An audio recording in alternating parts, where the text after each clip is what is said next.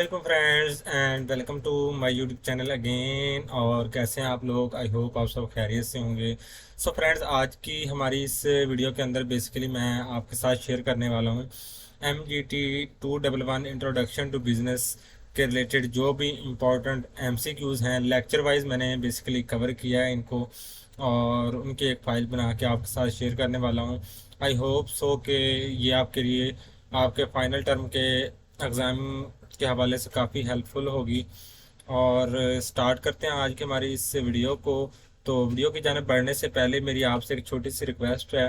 अगर आप मेरे चैनल पर न्यू हैं तो काइंडली मेरे चैनल को सब्सक्राइब कर दें और साथ में दिए गए बेल आइकॉन पर भी प्रेस कर दें ताकि हर आने वाली न्यू वीडियो का नोटिफिकेशन आपको टाइम पर मिलता रहे।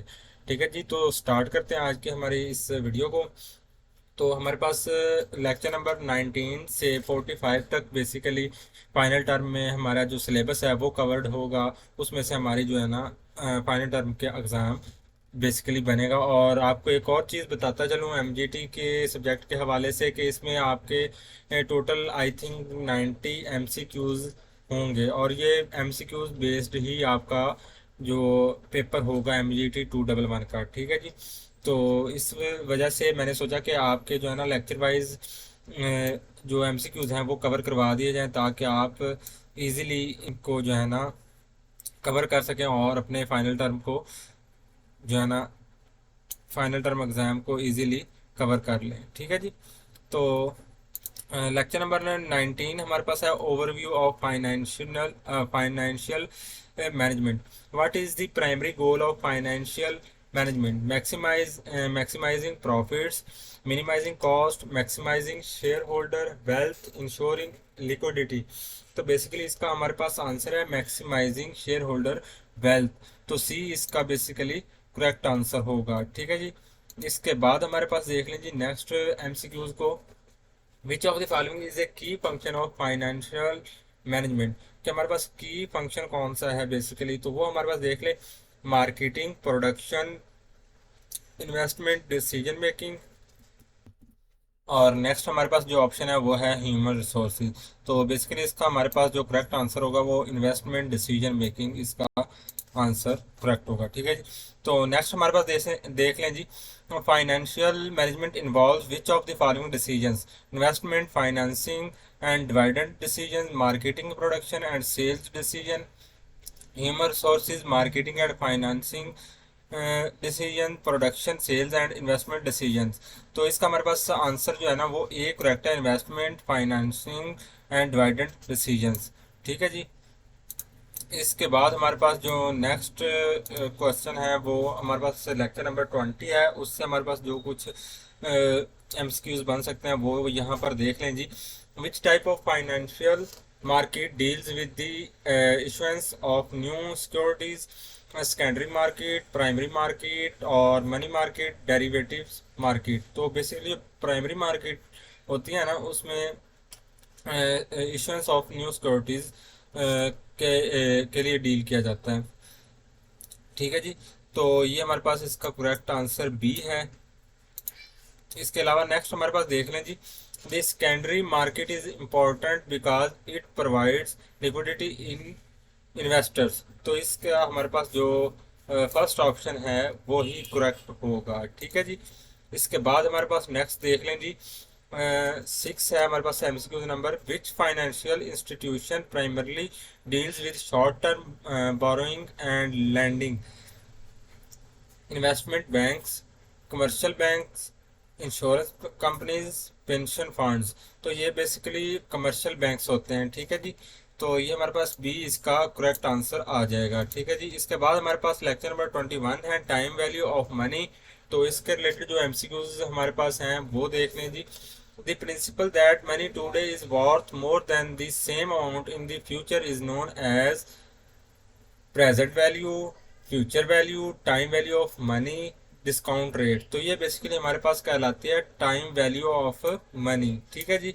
तो सी इसका बेसिकली करेक्ट आंसर है। ठीक है जी। इसके बाद हमारे पास देख लें जी। The formula for future value FV of a single sum is. तो ये बेसिकली हमारे पास फार्मूला आएगा FV is equal to FV over 1 plus R और इसका हमारे पास n रूट है, इसका मतलब कि यहाँ पर स्क्वायर रूट है। तो इसका बेसिकली हमारे पास जो आंसर होगा ना वो हमारे पास आ जाएगा, आई थिंक यहाँ पर बी जो है ना वो इसका करेक्ट आंसर है। ठीक है जी, ये आपने माइंड में रख लेना है।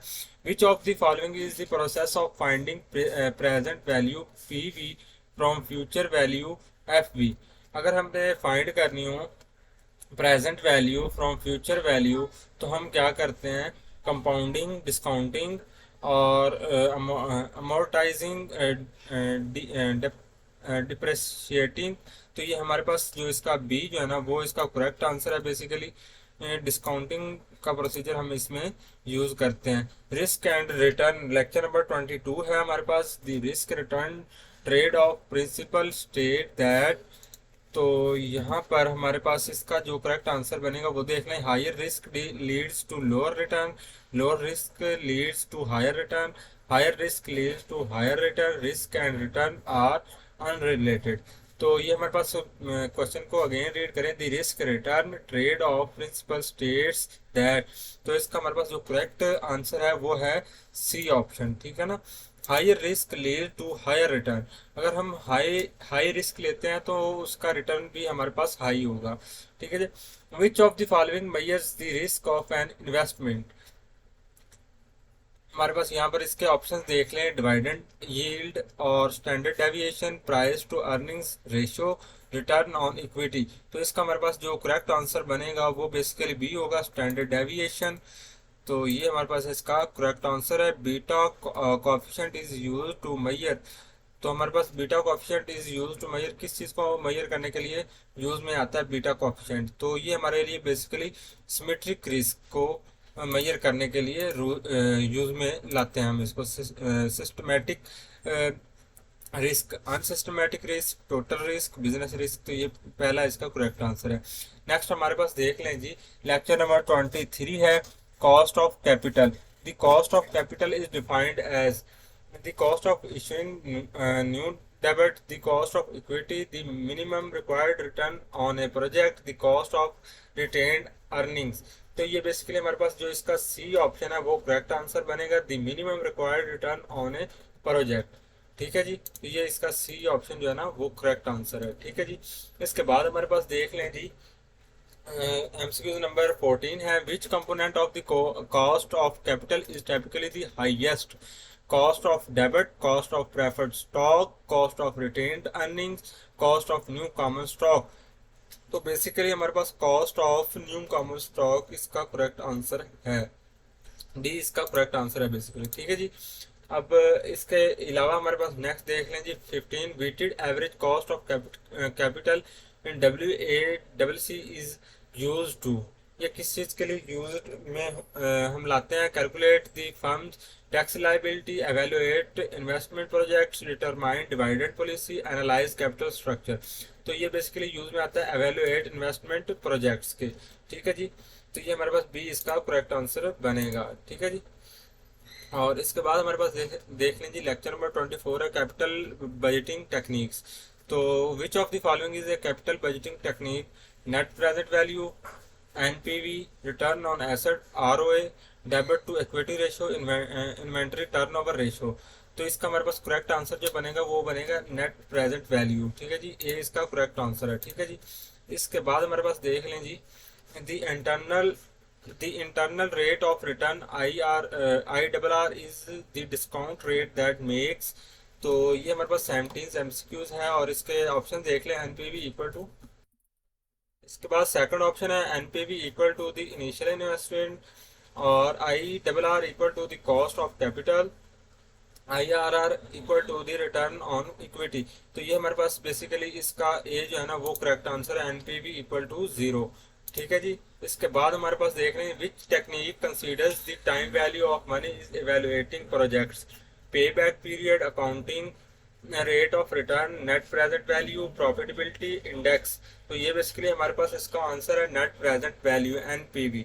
ठीक है जी, ये हमारे पास सी इसका करेक्ट आंसर होगा। इसके बाद हमारे पास देख लें जी, लेक्चर नंबर 25 है, working capital management. Working capital management involves managing, कि हम इसमें किस चीज़ को मैनेज करते हैं, long term assets and liabilities को, short term assets and liability, fixed assets equity financing. तो ये बेसिकली हम short term asset and liabilities को मैनेज करने के लिए यूज में लाते हैं। ठीक है जी, तो इसका हमारे पास बी जो है ना वो आंसर करेक्ट होगा। सो फ्रेंड्स, अब इसके बाद जो हमारे पास एमसीक्यूज है वो देखने जरा। हमारे पास एमसीक्यूज नंबर 20 है। The main goal of working capital management is to, हमारे पास जो वर्किंग कैपिटल मैनेजमेंट का मेन जो गोल है वो क्या होता है, तो वो यहाँ पर देख लें। Maximise profits, ensure liquidity and operational efficiency, minimise cost, increase share holder wealth. तो ये हमारे पास इसका आंसर बनेगा, बेसिकली बी इसका करेक्ट आंसर होगा, ensure liquidity and operational efficiency. इसके बाद हमारे पास देख लें जी, and increase in accounts receivable will. तो हमारे पास इसके ऑप्शन देख लें। Decrease working capital, increase working capital, have no effect on working capital, decrease liquidity. तो इसका हमारे पास जो करेक्ट आंसर है वो देख लें जी, इंक्रीज वर्किंग कैपिटल। तो ये हमारे पास बी इसका करेक्ट आंसर बनेगा। लेक्चर नंबर 26 के अकॉर्डिंगली हमारे जो एमसीक्यूज हैं वो देख लें जरा। डिवाइडेड पॉलिसी, ठीक है जी। The divided policy of a company determines, कि किस चीज़ को डिटरमाइन करती है जो डिवाइडेड पॉलिसी होती है।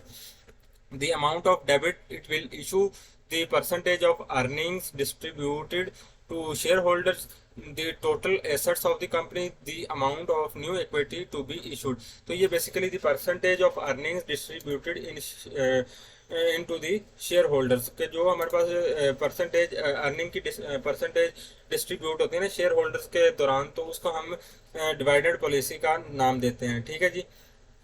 दी हाई डिवाइडेड पे आउट रेशो इंडिकेट्स, तो हमारे पास जो हाई डिवाइडेड पे आउट रेशो होते हैं वो किस चीज़ को इंडिकेट करता है। द कंपनी इज री investing more earnings into the business, the company is retaining more earnings, the company is distributing a larger portion of its earning, the company is issuing more debit। तो basically इसका हमारे पास correct answer जो होगा वो C होगा, the company is distributing a larger portion of its earning. ये C इसका करेक्ट ऑप्शन है। ठीक है जी। Which of the following theory suggests that divided policy is irrelevant, कि कौन सी थ्योरीज जो होती हैं वो सजेस्ट करते हैं कि डिवाइडेड पॉलिसी इज इररेलेवेंट है। Bird in hand theory, Modigliani Miller theorem, residual divided theory, signalling theory. तो ये हमारे पास मोडिग्लियानी मिलर थ्योरम जो है ना वो इस चीज़ को इररेलेवेंट करार देता है। ठीक है जी। तो ये थ्योरम हमारे पास, इसको आपने माइंड में रख लेना है। ठीक है जी। इसके बाद हमारे पास देख रहे हैं लेक्चर नंबर 27 है, capital structure. So capital structure refers to, के हमारे पास जो कैपिटल स्ट्रक्चर होता है ये किस चीज़ को रेफर करता है। The mix of debit and equity finance.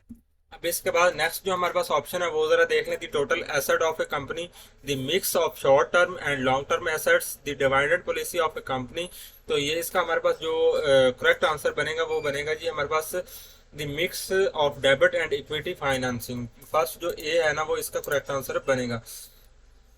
A company with a high degree of financial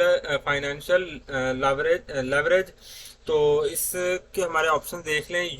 uses more equity financing, uses more debit financing, has lower financial risk, has a higher cost of equity, use more debit financing इसका correct answer बनेगा। ठीक है जी। The trade off theory of capital structure suggests that firms balance the tax benefits of debit with the costs of financial distress. Firms should minimize debit to avoid financial risk. Capital structure is irrelevant to firm value. Firms should maximize equity financing। Answer हमारे पास जो इसका होगा वो basically है जी, firms balance the tax benefits of debit with the cost of financial distress।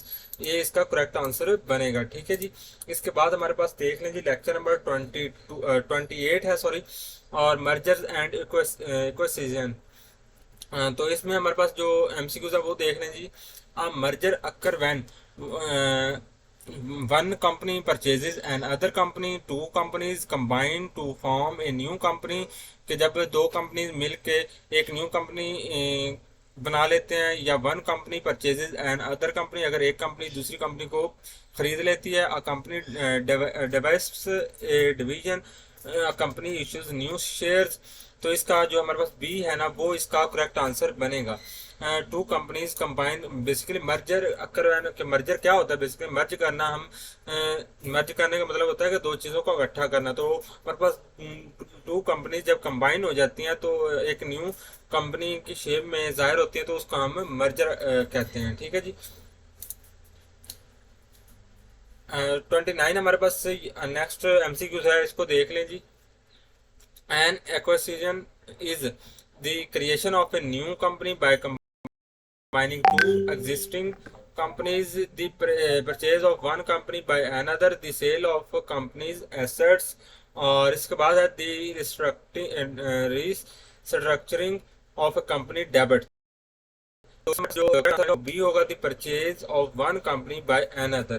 ठीक है ना, इसको हम एक्विजिशन कहते हैं। The primary motive behind mergers and acquisitions is to, क्या इनका प्राइमरी मोटिव क्या होता है? Increase market share, reduce competition, achieve economies of scale, all of the above. तो बेसिकली इनका जो प्राइमरी मोटिव यही होता है, इंक्रीज मार्केट शेयर। ये जो हमारे पास तीनों options A B C D, sorry A B C दिए गए हैं, ये all all of the above options इसके लिए दुरुस्त हैं कि इंक्रीज मार्केट शेयर, इससे उनके मार्केट का शेयर बढ़ जाता है। रिड्यूस कंपटीशन, कंपटीशन को कम करने के लिए। अचीव इकोनॉमीज ऑफ स्केल, कि अपनी इकोनॉमीज के स्केल को वो अचीव कर सकते हैं। तो ऑल ऑफ द अबव इसका करेक्ट आंसर होगा।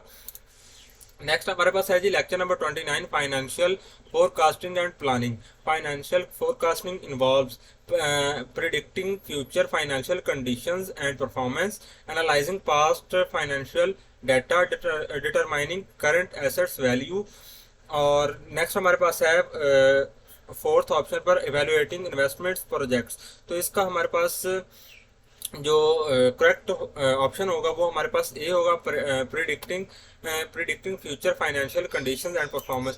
फाइनेंशियल फोरकास्टिंग बेसिकली क्या होता है कि हम इसमें प्रिडिक्ट करते हैं future financial condition and performance को, हमारी कंपनी के रिलेटेड जो होती है। ठीक है जी। तो इसका ए हमारे पास जो है ना, वो इसका करेक्ट आंसर होगा। ठीक है जी। तो फ्रेंड्स, इस तरह आपने इन पॉइंट्स को भी माइंड में रखना है। अगर वो किसी और तरह से इस क्वेश्चन को आपके सामने पेश करता है तो फिर भी आपको इसका कंसेप्ट भूलना नहीं चाहिए। ठीक है जी। नेक्स्ट हमारे पास है जी 32, जो हमारे पास एमसीक्यू नंबर 32 है। A pro pharma financial statement is a historical financial statement, a projected financial statement, an audited financial statement, a tax return। a projected financial statement basically इसका करेक्ट आंसर होगा। ठीक है जी। अब इसके बाद हमारे पास जो एमसीक्यू नंबर है 33, विच of the following is A common method of financial forecasting. क्या हमारे पास जो कॉमन मेथड होता है फाइनेंशियल फोरकास्टिंग का, वो क्या होता है? Linear regression analysis, ratio analysis, time series analysis, break even analysis. तो ये बेसिकली हमारा टाइम सीरीज एनालिसिस को हम फाइनेंशियल फॉरकास्टिंग कहते हैं। इसमें बेसिकली होता क्या है कि हम एक टाइम की सीरीज के लिहाज से अपने जो है ना प्रॉफिट और लॉस को जो है ना एनालाइज करते हैं। ठीक है जी। तो इसका सी हमारे पास करेक्ट आंसर होगा। नेक्स्ट हमारे पास है lecture number 30, international financial management. International financial management involves managing, कि हम इंटरनेशनल फाइनेंशियल मैनेजमेंट में किस चीज़ को इन्वॉल्व करते हैं मैनेजिंग करने के लिए? Domestic financial operations in a single country, financial operations across multiple countries, और financial operations of government entities. तो बेसिकली क्योंकि इंटरनेशनल फाइनेंशियल मैनेजमेंट का हमारे पास जिक्र हो रहा है, तो बेसिकली ये मल्टीपल कंट्रीज में होगा। तो इसका सी जो है ना, वो इसका करेक्ट आंसर बनेगा। ठीक है जी। सो नेक्स्ट हमारे पास एमसीक्यू देख लें 35, exchange rate risk is a concern in domestic financial management, international financial management, government financial management, non profit financial management. तो इसका हमारे पास जो करेक्ट आंसर बनेगा वो होगा बी, इंटरनेशनल फाइनेंशियल मैनेजमेंट। इसके बाद हमारे पास है जी 36 MCQ number, which of the following is a method to hedge against exchange rate risk? Stock option, currency forward, bonds, equity shares. तो ये बेसिकली करेंसी फॉरवर्ड इसका करेक्ट आंसर होगा। ठीक है जी। इसके बाद हमारे पास लेक्चर नंबर 31 देख लें जी, corporate governance. Corporate governance refers to के, ये किस चीज़ को रेफर करती है? तो ये इसके डेफिनेशन के हवाले से भी दुरुस्त है। अगर आपसे आपसे सब्जेक्टिव में भी पूछ लिया जाए, मतलब कि अगर सब्जेक्टिव वगैरह में, वैसे तो सब्जेक्टिव आएगा नहीं आपके इसमें, लेकिन कंसेप्ट को क्लियर करने के लिए आप इसको माइंड में रख सकते हैं। The financial management of A corporation, the rules, practices and processes by which A company is directed and controlled, the marketing strategy of A corporation, the human resources policies of corporation. तो इसका जो हमारे पास basically बीज होगा ना, वो इसका करेक्ट आंसर बनेगा द रूल्स, प्रैक्टिसेस और processes by which A company is directed and controlled. तो जो कंपनी कंट्रोल करती है, बेसिकली रूल्स बनाती है, उसको हम कॉर्पोरेट गवर्नेंस का नेम देते हैं। ठीक है जी। नेक्स्ट हमारे पास आ जाएगा the board of directors is responsible for, कि जो बोर्ड ऑफ डायरेक्टर्स हमारे पास होते हैं वो किस चीज़ के लिए रिस्पॉन्सिबल होते हैं? Managing day to day operation, setting corporate policies and making major decision, marketing the company's products, managing the company's finances. तो बेसिकली जो बोर्ड ऑफ डायरेक्टर्स होते हैं ना, ये setting corporate policies and making major decision, ये major decision बनाने के लिए और जो सेटिंग्स होती है कॉर्पोरेट की पॉलिसीज की, उनके हवाले से रिस्पॉन्सिबल होते हैं। ठीक है जी। तो फ्रेंड्स हमारे पास नेक्स्ट जो है वो इसका एमसीक्यूज देख लें। An effective corporate governance structure ensures, के जो हमारे पास इफेक्टिव कॉर्पोरेट गवर्नेंस स्ट्रक्चर होता है वो किस चीज़ को इंश्योर करता है? High returns on investment, ethical behaviour and accountability, low employee turnover, high market share. तो ये बेसिकली इसका बी जो है ना, वो इसका करेक्ट आंसर होगा। एथिकल बिहेवियर एंड अकाउंटेबिलिटी को इंश्योर करता है। ठीक है जी। तो इससे नेक्स्ट हमारे पास देख लें जी, लेक्चर नंबर 32 है financial statement analysis. Financial statement analysis involves, ये किस चीज़ में इन्वॉल्व होता है? तो वो देख लें ज़रा। Preparing financial statements, auditing financial statement, evaluating the financial health of a company, preparing tax returns. तो ये बेसिकली हमारे पास इसका सी जो है ना, वो करेक्ट आंसर बनेगा। Evaluating the financial health of the company. ठीक है जी। इसके बाद हमारे पास which of the following is a liquidity ratio, return on equity, current ratio, debit to equity ratio, price to earning ratio. तो ये बेसिकली हमारे पास इसका जो करेक्ट आंसर होगा वो हमारे पास होगा बी, इसका करेक्ट आंसर होगा करंट रेशो। और इसके बाद हमारे पास the debit to equity ratio measures. तो इसका हमारे पास करेक्ट आंसर देख लें। The profitability of a company, the liquidity of a company, the leverage of a company, the market value of a company. तो इसका बेसिकली करेक्ट आंसर डी होगा, sorry C होगा, the leverage of a company. Lecture number 33 financing decisions. The financing decision involve, इसमें क्या क्या involve होता है?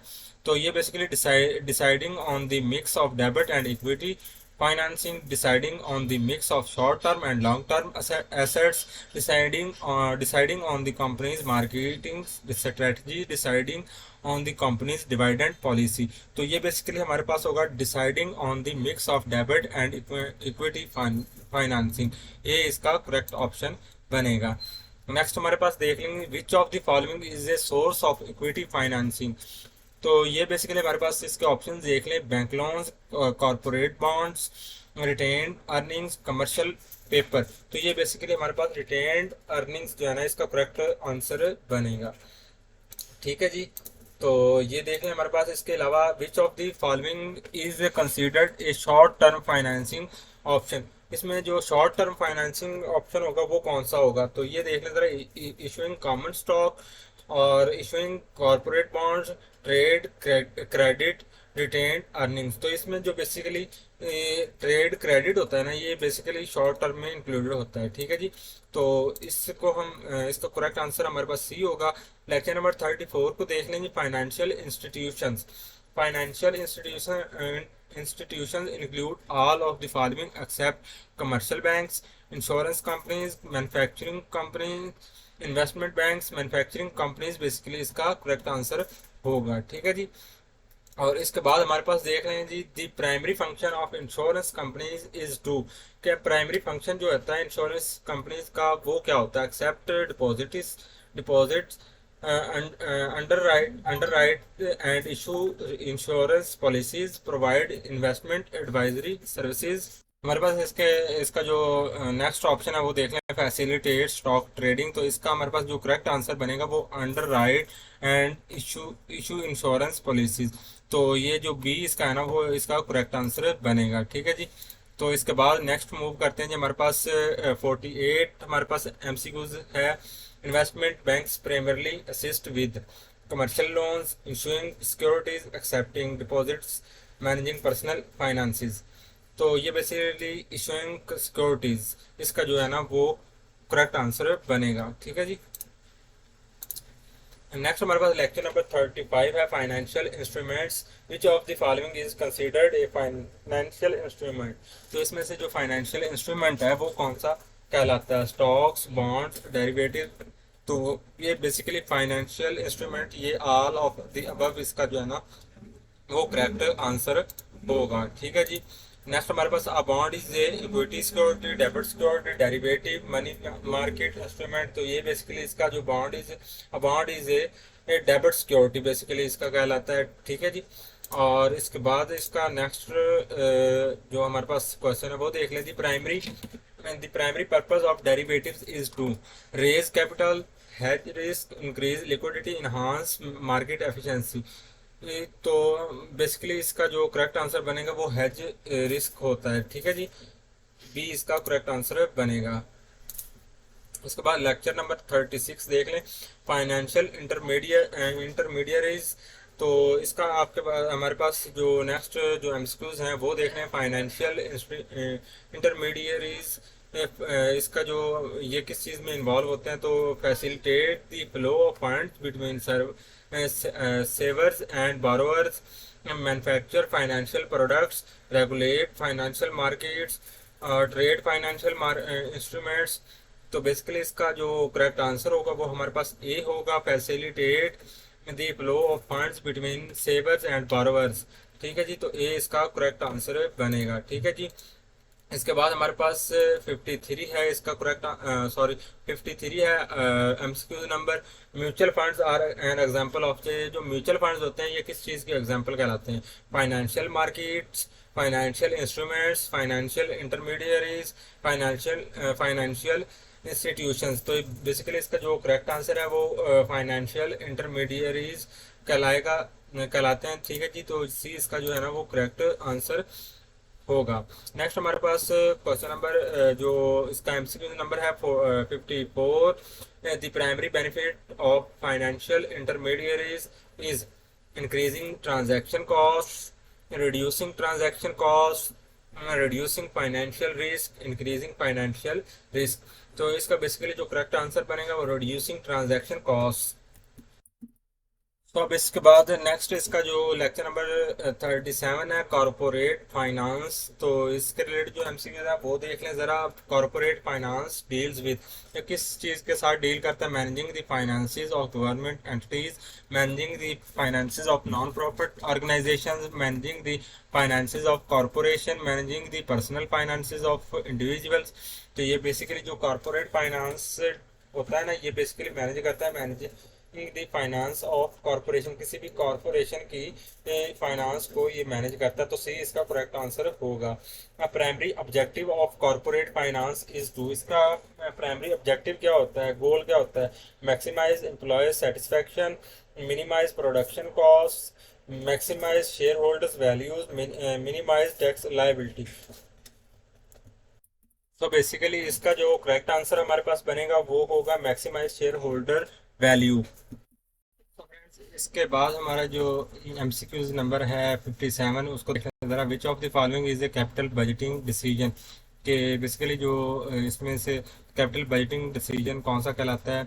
तो determining dividend policy, deciding on new investment projects, managing working capital, issuing new shares. तो basically इसका जो बी है ना वो इसका करेक्ट आंसर है।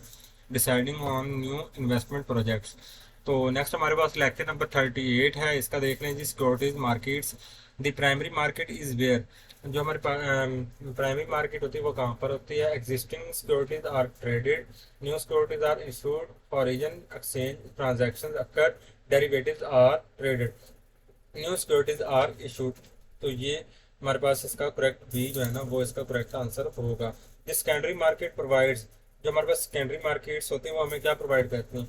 Liquidity for existing securities, new capital for companies, currency exchange services, insurance for investments.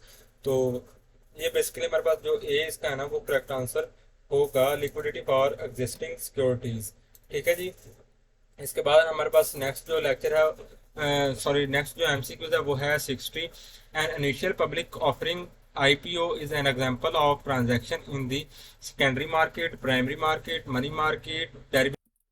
तो इसके ऑप्शन हमारे पास देख लें, secondary market, primary market, money market, derivative market, primary market. तो इसका हमारे पास जो करेक्ट ऑप्शन है वो बी है, प्राइमरी मार्केट। और इसके बाद हमारे पास लेक्चर नंबर 39 है, investment analysis. Investment analysis involve evaluating, कि किस चीज़ को इसमें हम इन्वॉल्व करते हैं एवेलुएशन के लिए? Marketing strategies, investment projects and securities, human resource policies, production processes.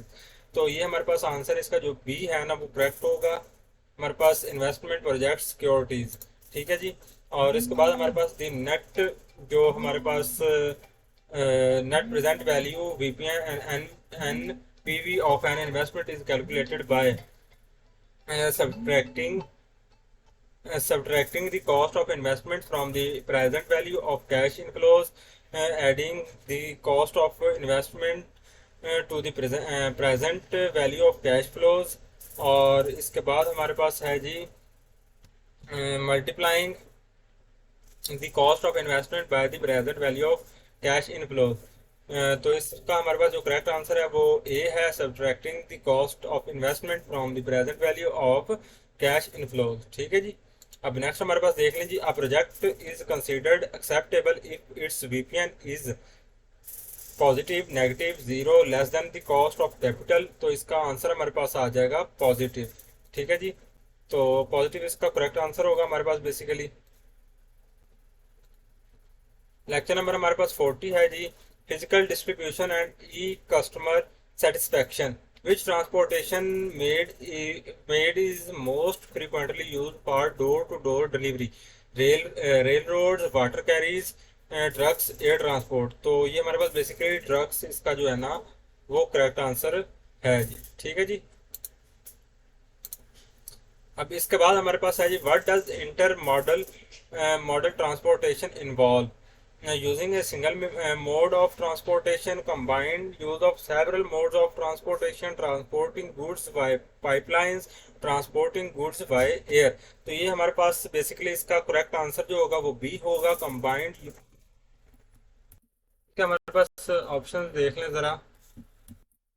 First जो हमारे पास ऑप्शन है, using a single mode of transportation, combined use of several modes of transportation, transporting goods by pipelines, transporting goods by air. So हमारा जो correct answer है वो इसमें B है, combined use of several modes of transportation, कि हम combination इनका use करते हैं, कंबाइन यूज़ करते हैं, जो हमें रिक्वायर हो मोड ट्रांसपोर्टेशन का वो हम यूज़ में लाते हैं। What is the goal of order fulfilment in e commerce? Increase sales, deliver products in good condition and on time to customer, reduce costs, improve marketing strategies, deliver product in good condition and on time to customers।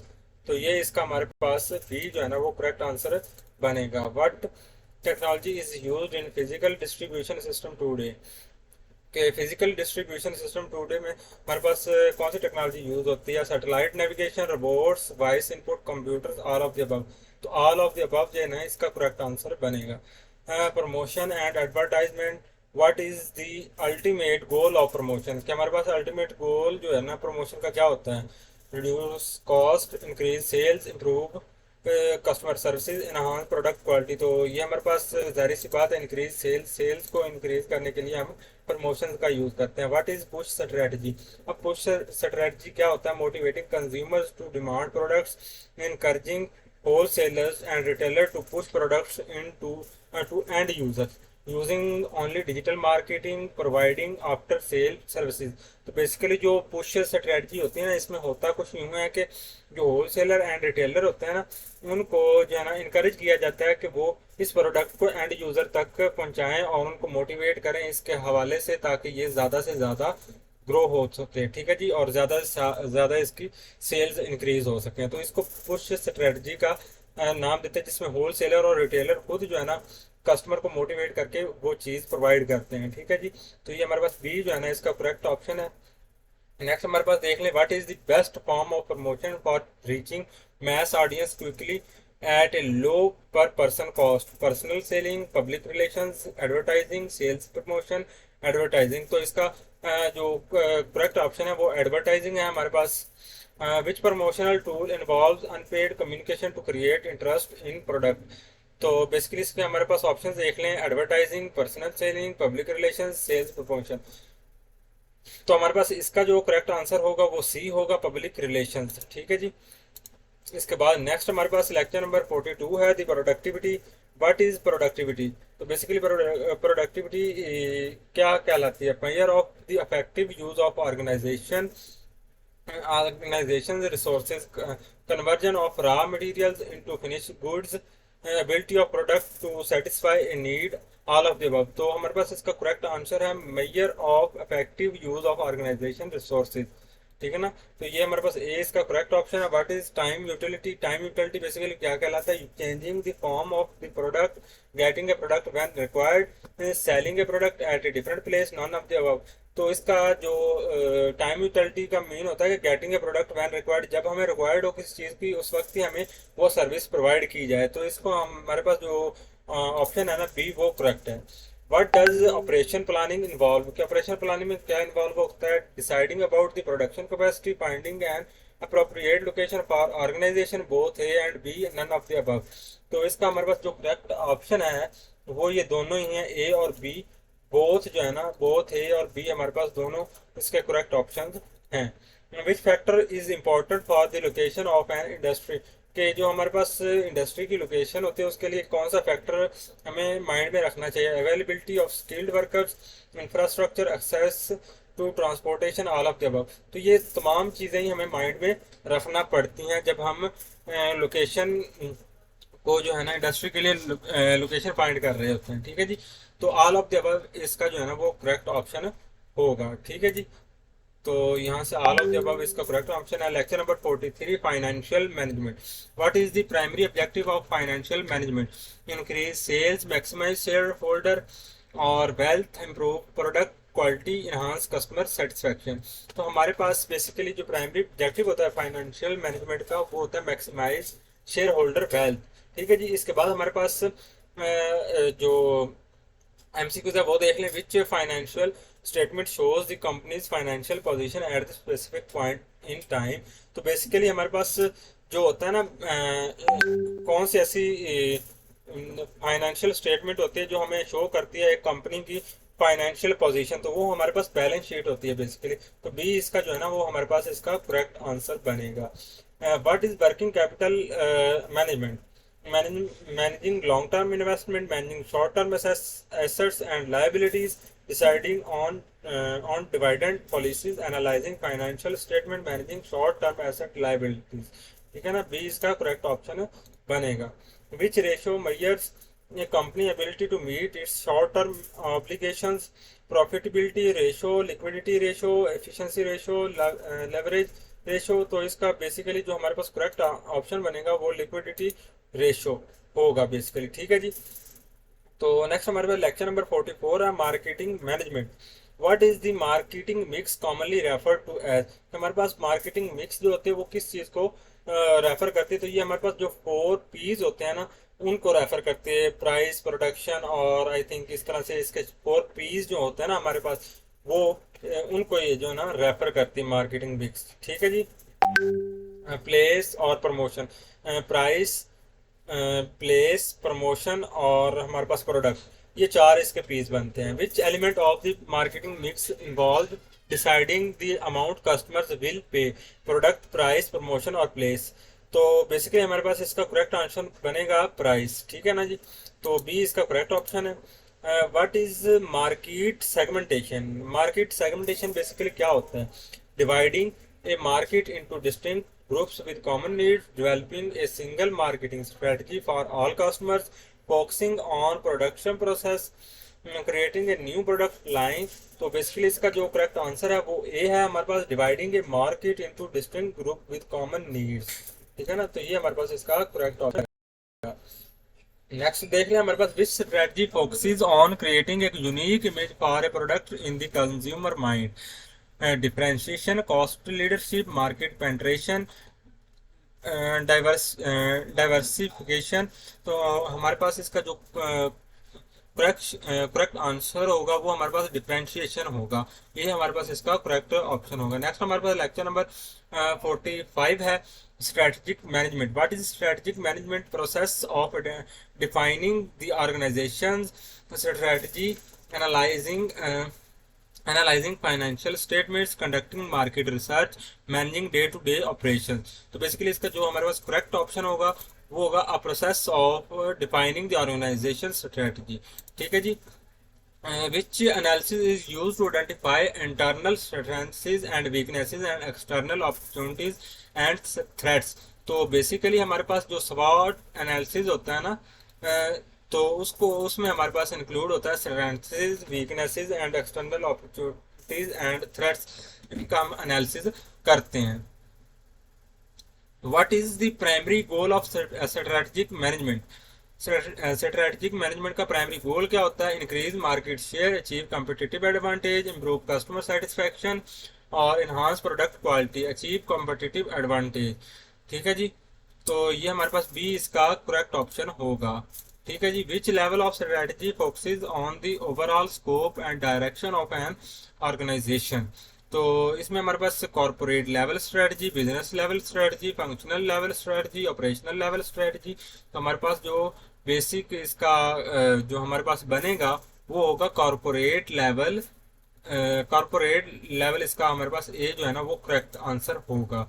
Which strategy involve expansion into new markets और product lines? तो इसका हमारे पास basically जो correct answer होगा वो देख लें जरा। Market penetration, product development, market development, diversification. तो इसका हमारे पास डाइवर्सिफिकेशन जो है ना करेक्ट आंसर होगा। इसके बाद what is the mission statement? Basically mission statement क्या होता है? Statement of the organisation purpose, a detailed description of company product, a financial plan for the future, and analysis of competitors। तो basically इसका जो हमारे पास ए ऑप्शन है ना वो करेक्ट होगा इसका। a statement of the organization purpose, which term refers to the long term direction and scope of an organization। सो इसमें हमारे पास ऑप्शन देख लें, विजन, मिशन, स्ट्रेटजी, ऑब्जेक्टिव। तो इसका हमारे पास करेक्ट आंसर जो बनेगा वो स्ट्रेटजी होगा, ठीक है जी। सी इसका करेक्ट ऑप्शन होगा। इसके बाद what is a core competency? A unique strength that gives an organization a competitive advantage, a detailed plan for daily operations, a list of financial objective, a marketing strategy। तो हमारे पास answer जो होगा वो होगा इसका ए करेक्ट आंसर होगा, a unique strength that gives an organization a competitive advantage। ये इसका करेक्ट ऑप्शन होगा बेसिकली, ठीक है जी। तो इसके बाद हमारे पास है which strategic tools helps in understanding the competitive forces within an industry? Porter's 5 forces, SWOT analysis, BCG matrix, PEST analysis। तो हमारे पास Porter's 5 forces इसका करेक्ट ऑप्शन होगा। What is the purpose of strategic planning? तो ये हमारे पास देख लें जी, to set long-term goals and determine the best approach to achieve them, to manage daily operations, to analyze financial performance, conduct market research। तो इसका answer हमारे पास होगा to set long-term goals and determine the best approach to achieve them। तो ये हमारे पास A इसका correct option होगा। सो फ्रेंड्स हमारे पास ये आज के जो हमारे काफ़ी सारे एमसीक्यूज थे मेरे ख्याल से, और आई होप सो कि आपके काफ़ी सारे कंसेप्ट इसमें से क्लियर हो गए होंगे, और काफ़ी सारे जो है ना एमसीक्यूज इसमें से रिपीट हो जाएंगे। तो इंशाल्लाह हम मिलते हैं हमारी नेक्स्ट वीडियो के अंदर। और एक चीज़ और आपको मैं बता दूं कि अगर आपको ये फाइल चाहिए हो तो आप जो है ना, मैं इसका लिंक डिस्क्रिप्शन में प्रोवाइड कर दूंगा। और अगर आपको वहाँ से डाउनलोड ना हो तो आप मुझसे व्हाट्सएप पर रब्ता कर सकते हैं और मुझसे ये फाइल ले सकते हैं और अपनी प्रिपरेशन कर सकते हैं। तो अगर आपको ये वीडियो मेरी पसंद आई हो तो काइंडली इस वीडियो को लाइक कर दें और दोस्तों के साथ शेयर करें, और सब्सक्राइब करना बिल्कुल ना भूलें। इंशाल्लाह हम मिलेंगे हमारी नेक्स्ट वीडियो के अंदर, तब तक के लिए अपना ख्याल रखिएगा। अल्लाह हाफिज़।